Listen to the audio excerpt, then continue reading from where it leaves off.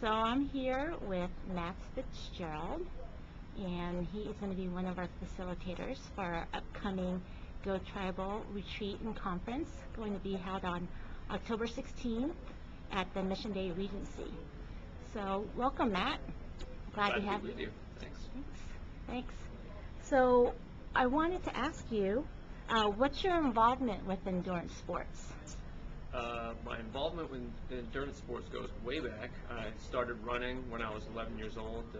My dad ran the Boston Marathon in 1983. I was inspired to become a runner by that, and I've been doing it ever since. Been doing triathlons since 1998. And the other thing I got from my dad, besides the writing, is running, is that he's a writer, and I became a writer as well, and have been writing about endurance sports, triathlon, and cycling and running basically since I graduated from college.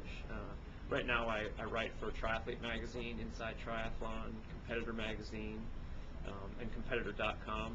I've also written a number of books, including Racing Weight, How to Get Lean for Peak Performance.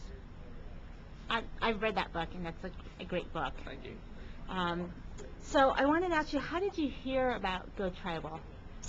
I didn't know much about GOTRIbal until I heard directly from Tanya, who just reached out to me and invited me to participate in the conference. And I was all about it. I'm a great believer in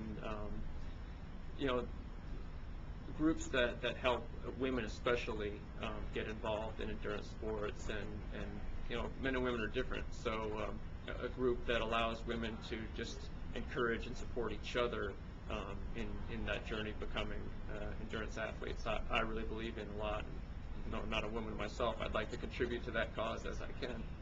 So, because you said it's there's a difference between men and women. Yep. What kind of approach will you take when you talk to the gals at the conference?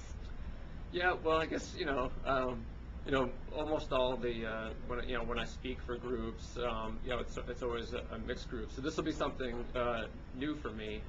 But my subject matter will be managing body weight for endurance performance, and all the rules apply to both men and women. But women do have their own approach to body weight management. Female athletes, for example, are much more likely to feel the pressure of feeling they have to look a certain way, whereas men are more likely to just feel like, well, as long as I'm performing well, I'm good.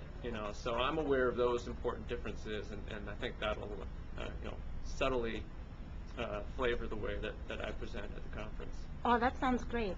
That's one of the good things that you'll have in store for the gals. So that's going to be your main topic, is going to be the weight, Yep. the endurance. Okay, excellent. Yeah, Excellent. so it's mostly on the nutrition side. Obviously, both training and nutrition affect body weight, but the book Racing Weight really focuses on the nutritional side. There are a lot of resources out there for general nutrition for endurance athletes, but this is really pretty tightly focused on the weight management aspect, and basically how to do it right. Okay, excellent. Will you have your book there for the gals to pick up too as well? Yeah, we'll have copies of the book available. Okay, great. Well, just to close up this little introduction and have the ladies have a sneak peek of what's going to be coming up for your the presence at the conference. Do you have any one or a couple of nutritional tips that you want to give to them? Sure. Yeah. One that I like to hand out frequently is it's an idea called positive displacement, which basically means when you're trying to improve your diet, focus not on not eating bad stuff, instead focus on eating good stuff. So it's more of like, it's easier to say yes than no. And so if your mindset is, I have to deprive myself of the things I like, or I have to not eat as much as I would like, that mindset tends to set you up for failure because you're conscious of your deprivation. Whereas if your focus is more on, here's all the good stuff that I am allowed to eat, I'm going to focus on saying yes to that.